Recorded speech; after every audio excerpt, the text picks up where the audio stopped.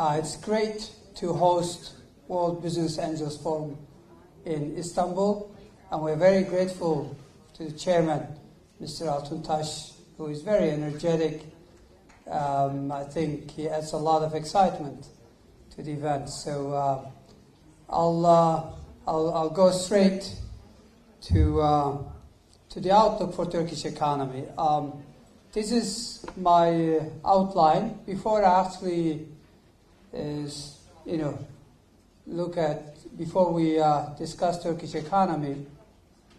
Global financial markets have had a healthy correction in the last couple of weeks. I think there's not much to worry at this stage. Globally, growth is strengthening. It's still solid. I think there is still a long way to go. Maybe asset prices were a bit inflated. There are some concerns about inflation and faster monetary policy normalization. But the correction is a healthy one. It's a good one. I think we should avoid excesses across the board, whichever market we're talking about. But that's for you to judge. But since you're investing in real kind of like businesses, you should have less to worry about, even if there were to be a correction at some stage. Now, Turkish economy, for the past 15 years, we've had about 5.7% real GDP growth rate. This is a lot stronger than the previous 80 years, and that makes Turkey only second to the likes of China, India, in terms of performance over the past decade and a half. 5.7% is pretty decent rate of growth in real terms. On the back of that, if you take 2002 as your base year, equaling 100, the reason I'm using 2002 is because that's when my government came to power. Turkey, in real terms, has gone up from 100 to 231. Emerging markets, including China, India, have done better than us, 238, the red line. But emerging markets, excluding China, India, have gone up from 100 to 188, and the world has gone up from 100 to 178. So as you can see, actually Turkey's relative performance, if you were to consider China, India separately, is pretty impressive. So there is actually, in real terms, an outperformance. And that's reflected in real convergence. We don't have data for 2017 for US and EU on a PPP basis yet. But if you look at period of 2002-2016, Turkey narrowed the gap in terms of per capita GDP 20 percentage points vis-a-vis US and 28 percentage points vis-a-vis EU. So we are converging in real terms. This is a real convergence story. Short term, the outlook is pretty positive. Last year we had a great year. Most likely real GDP growth rate in 2017 was well over 7%, which would put Turkey, obviously in a very strong, I would say, even if you were to include China, India, among the major economies, probably Turkey would be number one fastest growing economy among the major emerging markets. So V-shaped recovery continues across the board, whatever you look at, whether you look at manufacturing output, whether you're looking at exports, whether you're looking at real sector or business confidence, across the board. So I think the outlook for 2018 remains pretty positive. Investments are likely to pick up. Here's why we think 2018 will still, will get over 5% real GDP growth rate. Investments finally recovering. They've been sluggish. There is recovery. Why? Capacity utilization rates are way over 80%. We are providing strong incentives, and credit guarantee scheme is helping companies have access to finance if they're going to invest in machinery and equipment. Private consumption remains supportive, even though we do expect some moderation relative to last year on the back of higher interest rates. We've had strong job creation. Last year, we created 1,400,000 and nearly 50,000 jobs. Now, these are new jobs. For comparison, entire EU 28 members, they've created just under 2 million jobs. As I said earlier, monetary policy is tighter. Fiscal policy, if you look at it, our projections for the next 3 years imply that we're going to reduce spending as a percent of GDP, and that should give us room to respond. We've had tax adjustments, we've had spending cuts. So we are maintaining fiscal room to respond to an external shock. A debt to GDP ratio, we expect it to trend down to 27.5%, and our deficit for general government, we expect it to trend down to 1.3% by 2020. We're accelerating reforms. This past week, we did a first-rate investment climate reform. We are strengthening the R&D, innovation, entrepreneurship ecosystem. You're part of it, by the way, and that's why we're so delighted to have you here. A tax reform is underway. A judicial reform is underway. Speaking of structural reforms, I would like to spend a little bit more time. Our top priority, of course, is education. Turkey is lucky. We have almost 81 million population. And by even 2050, we're going to be in the top 20 most populous countries. Turkey is going to be one of them. What's interesting about our demographic is that we have a young demographics. Our student population, which is about 24 million today, student population, is bigger than 32 European countries. 24% of Turkish population today, a quarter almost, is below age of 15. So we haven't missed a train. And we are spending a lot on education. So that's our number one priority. So the key is access to education has gone through the roof, but quality lags. And that's what we're working on. We all know that there is a close correlation between education and per capita GDP. We're spending 17% of entire budget on education, more than a fifth of our tax revenues. And if you look at spending on education and vocational programs, university, Turkey has now above OECD average spending. We really now prioritize education not in terms of words, but in terms of action. So Turkey is there, Turkey is coming, and that bodes well for the next few decades. Access to education is rising very fast, in particular in terms of preschool and also university. Preschool, we have reduced schooling age to 6 years. So at 6-year-old, there's almost 100%. But for 5 years, we've now reached almost 60%. But we want to take that to 100% soon and expand that to 3 years old, 4 years old. Women access to education is improving even faster. That's really good news. And this is very encouraging because no country can fly with one wing. Women graduates in science, technology, in STEM programs, in ICT programs, is way above OECD average. That's also another good news. So we're lucky. Finally, we can fly with two engines because the women labor participation rate is low in Turkey. And all of these programs, all of these developments suggest that the next few decades bode well for Turkey. We have essentially hired 600,000 teachers in the last decade and a half. This is good news because quality of education is going to improve because class size is getting smaller. Per teacher, number of students are coming down dramatically. This is the class size. It used to be well over 30. Now it's well below 30, and we're hoping to pull it, reduce it further. Right now, we've completed 270,000 new classrooms, and we're building another 50,000 as we speak. We also, by the way, we have 900,000 school-age Syrian children. We're providing education to 600,000 of them. We want to expand to 100% of them.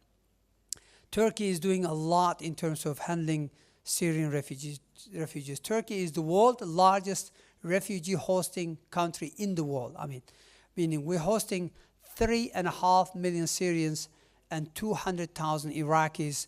And if you add the rest from Afghanistan and other places, essentially Turkey's population today is actually close to 85 million. So when you talk about Turkey, you're talking about nearly 85 million people living within Turkey's borders. We're investing heavily also in technology to improve quality. So going forward, we're going to retrain teachers. We're going to increase share of vocational training because fourth industrial revolution, digital economy, the age of artificial intelligence requires you to be re-educated probably every other 20 years. So people who are born today will have to get re-educated maybe 4 times, 5 times in their lifetime. And that's why we have to change the model, change the system. So vocational training, technical education is top priority. We're going to make preschool schooling compulsory, and we're going to increase share of private sector. And in fact, there is progress across the board.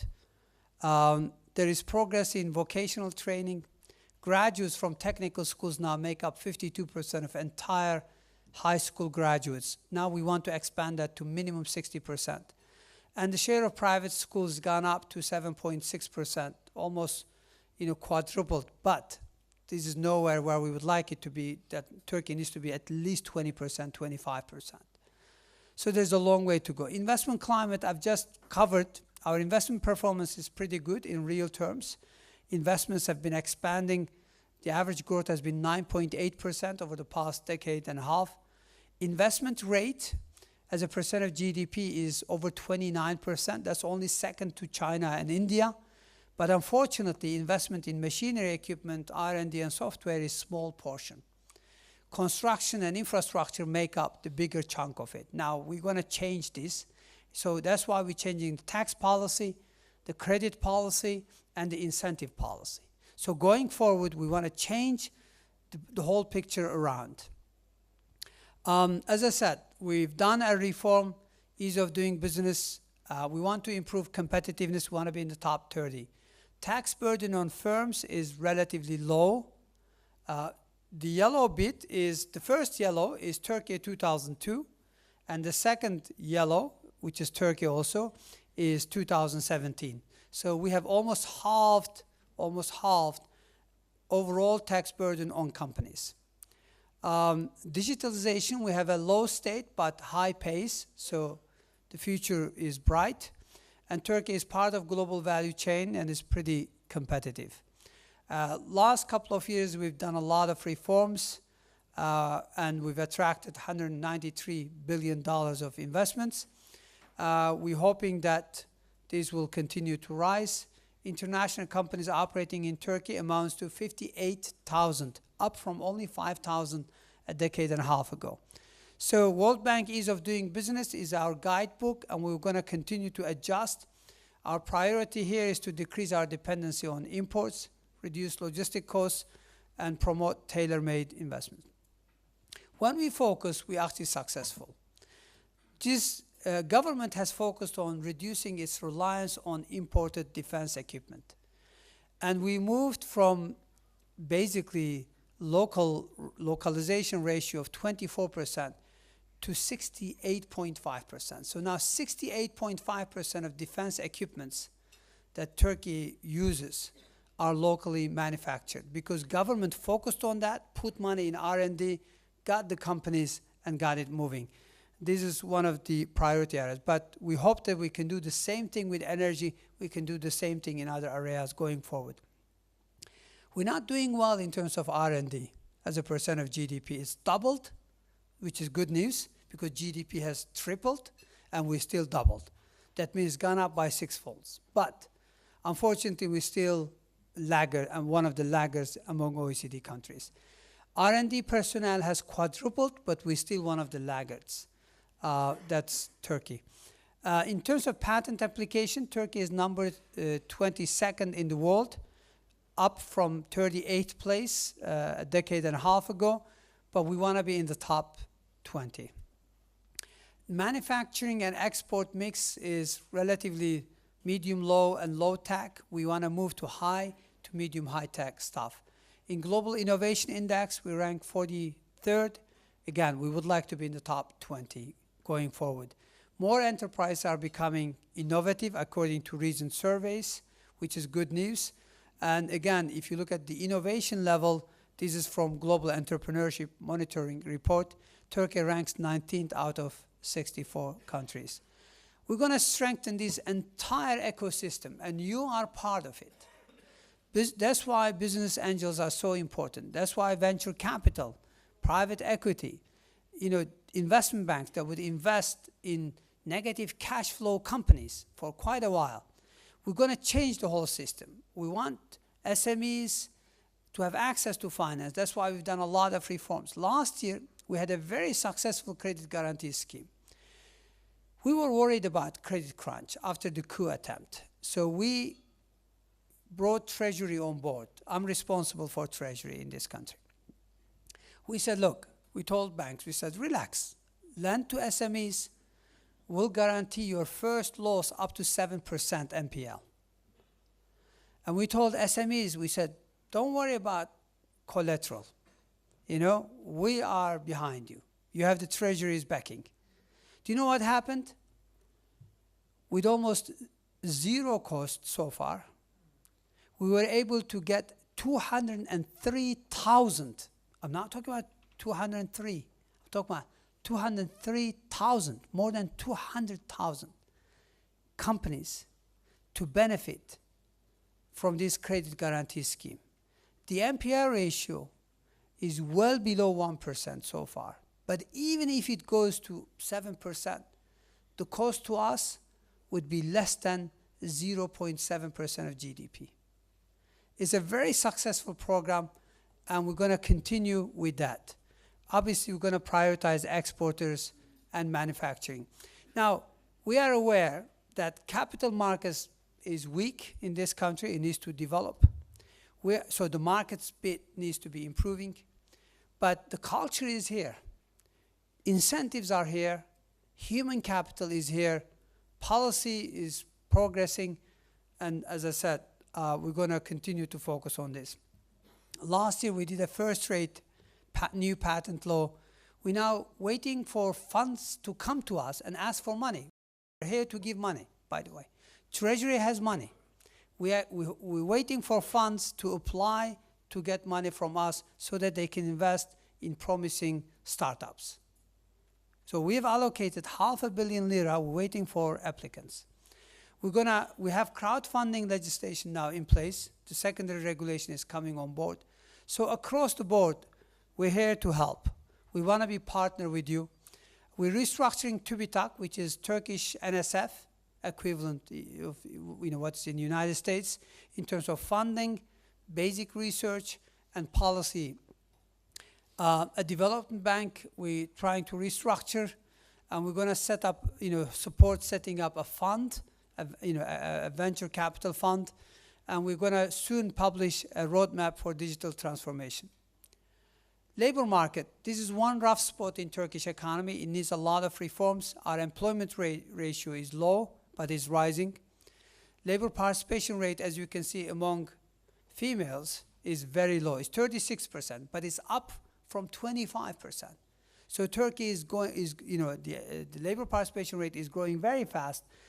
That's why we have a new legislation. We're going to give child care support for women so that more women can come to work. That's first. Secondly, education. As education level rises, labor participation rate rises. One other issue is high severance pay. That needs a reform. And that's reflected in long weekly working hours because people having hard time firing and hiring, so they make use of existing labor more intensely. Our part-time employment is low. We're looking at reform to boost that. And overall legislation is pretty rigid. This is labor participation rate for females. If you're a university graduate, it's 71%, which is not bad. But of course, we need to have more women in education, and that's why the future is bright. And as I said, employment rate has been rising from about 45% to just over 50%. Last year, we did a lot of reforms. We're going to do more reforms going forward. And judicial system, this is trial length, 580 days. We're not as good as Singapore and New Zealand, but we're not among the worst. This is OECD, World Bank, ease of doing business, taking OECD countries. Contract enforcement is decent in Turkey. Out of 100, meaning perfect, is 69. And quality of judicial process is improving, but we want to do more. Last year, we did 4 reforms, from modern arbitration system to specialist courts, etc. This year, we're working on 4 more reforms. The bankruptcy code has just cleared the parliamentary committee. It will come on board soon. It will reduce resolving or liquidating a company from 5 to 8 years to only 23 months. Very dramatic reform, and hopefully all of this will help improve investment climate. Public finance, we're in good shape, but our tax base is narrow in terms of tax revenues as a percent of GDP. We don't want to raise tax rates. We want to broaden the tax base. We want to reduce reliance on indirect taxes, which is very heavy. And we want to reduce rigidities in expenditures. And that's why we have 5 reforms on the fiscal area. We're hoping that we'll make progress this year. Last year, we changed the administration system, only government system. Turkey remains as a secular democratic republic. That hasn't changed. We're only changing the government system, the administration system. We moved from parliamentary government system to presidential government system. That's why we need also reform administratively.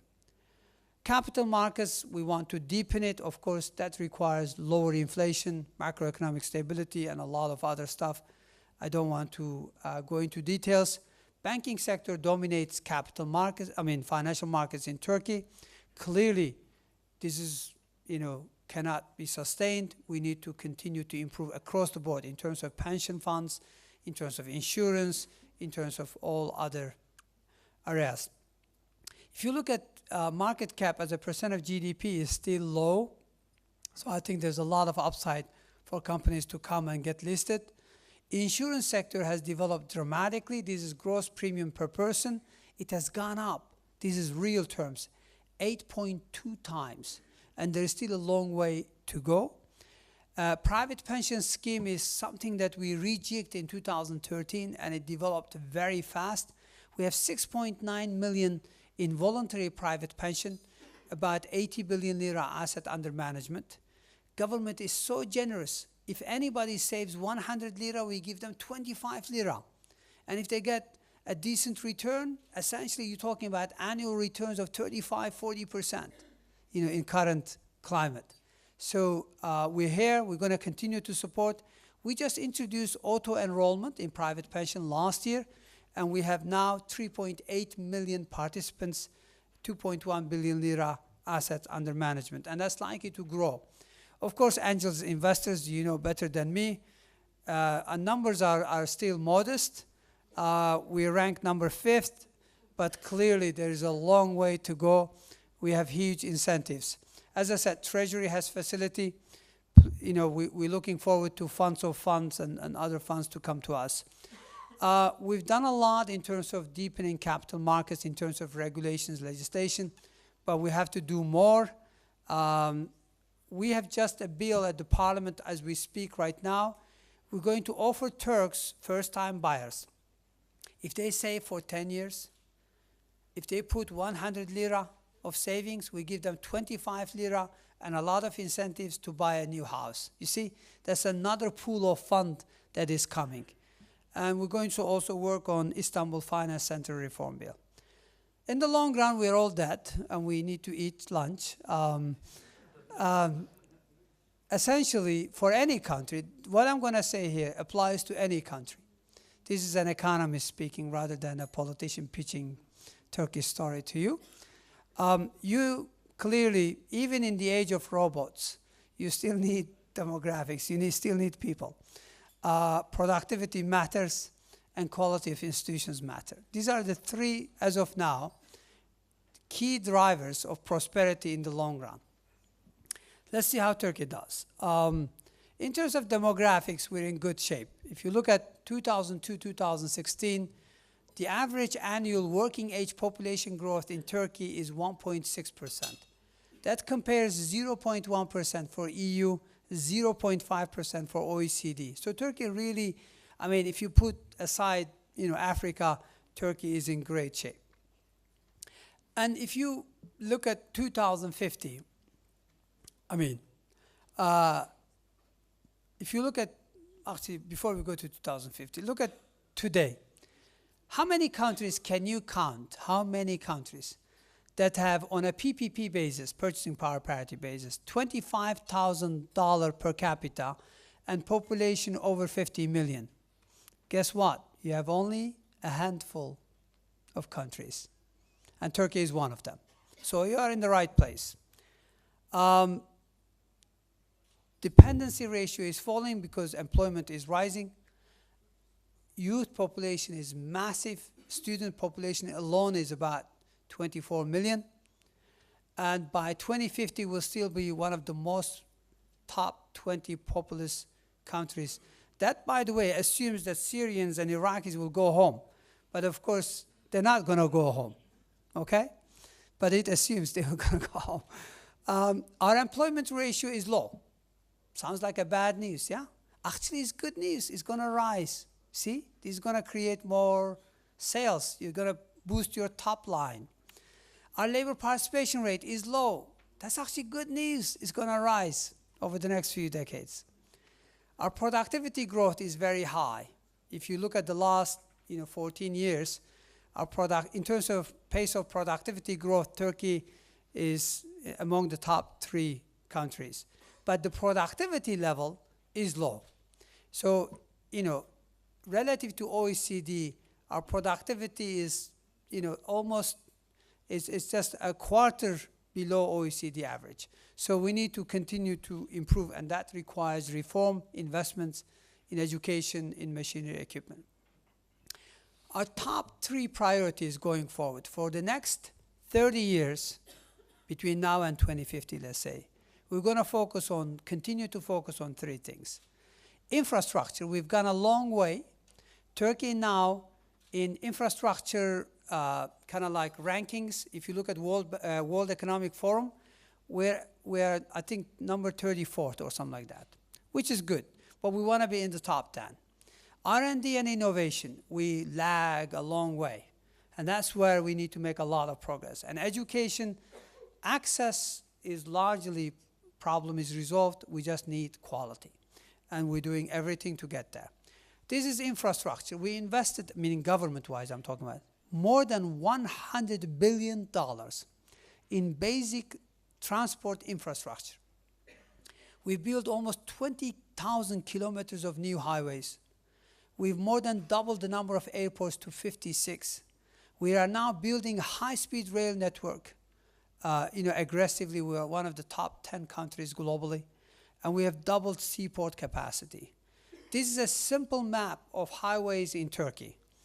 At the beginning of 2003, the top map, and the new map is the one that is below. So that gives you a sense of really where we are and that's the high-speed railway projects under construction. Red one is complete. Blue one are areas where we've made a lot of progress, will come on board by 2019, 2020, and others between now and 2030.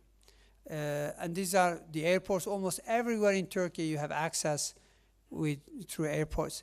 And this is infrastructure in terms of seaports.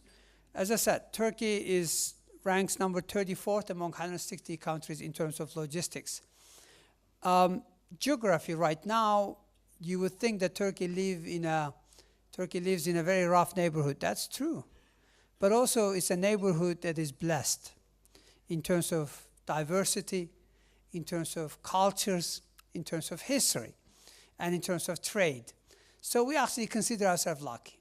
So our geography is not a liability, it's an asset. Because 3 years down the road, you're going to be talking about who is going to rebuild Iraq, Syria, Libya, and Yemen. Of course, we will help and we will do it. Turkey has just committed $5 billion for reconstruction in Iraq. Because Iraq is our neighbor, we want stable and prospering Iraq, stable and prospering Syria, and that applies across the board. Turkey is part of the Middle Corridor, China One Road, One Belt initiative. Chinese are planning to invest $900 billion. Well, we think that we're going to build the Middle Corridor with China, and we're working on a 500 kilometers of high-speed rail network connecting Georgia to Europe, essentially. So we're building the Middle Corridor. Turkey is also a major energy hub. I don't need to tell you, these maps tells you there are pipelines going through everywhere. Gas, oil, across the board. A lot of international companies use Istanbul as a regional hub. And we don't have oil. We're lucky, actually. But we have entrepreneurs. And you are here to support them. Turkey ranks 37th among 137 countries in terms of entrepreneurship. I think if we can fix access to finance problem, we could be easily in the top 15, if not, better. And as I said, we're tax-wise, we're competitive. I know there's a lot of question marks about, state of emergency, rule of law, and things like that. And I don't, if you're reading FT, if you're reading Wall Street or New York Times, I understand you. But look beyond the headlines. Turkey has gone through a tough period. This is a rough patch. We're responding to certain threats. We haven't gone off track. We are back, and we're going to fix things, and we're going to move back. Because we really believe that the only way in the new age, in the 21st century, to prosper, you have to be a lot more open. You have to have better standards of democracy, and you have to have a very strong rule of law. We know that without those, you cannot create prosperity. You cannot be creative. You cannot attract talent. And that's why we're acutely aware of it. But we have had multiple traumas, including a bloody coup attempt and multiple terror attacks. Some of our neighbors are no longer functioning states. So we had to respond to the terror threat. But once these threat levels diminish, we'll be back. We'll be back where we would like to be. So Europe is our core market. We're going to continue to seek much stronger integration with Europe. No question. Do you know that our European part of Istanbul, Istanbul is two parts. Right now we are in Europe. From here onwards, the Turkish geography, just European part of Turkish geography, has 11 million population. 11 million. This is just the European part of Turkey. So those who think that Turkey is not in Europe are wrong, because Turkey has been part of Europe for 300 years, maybe more. And we're not going to walk away. Europe cannot walk away from us. We can't walk away. And Turkey will remain anchored to European Union, regardless of political bickering every now and then. It happens. But we do want to obviously focus on emerging markets, because I think going forward, one has to. You can no longer afford ignoring emerging markets. Emerging 7, which is China, India, Brazil, Russia, Indonesia, Mexico, and Turkey, were half of G7 in 1995. Right now, they are at par. By 2040, emerging 7 will be twice as big as G7. So you need to be in emerging markets.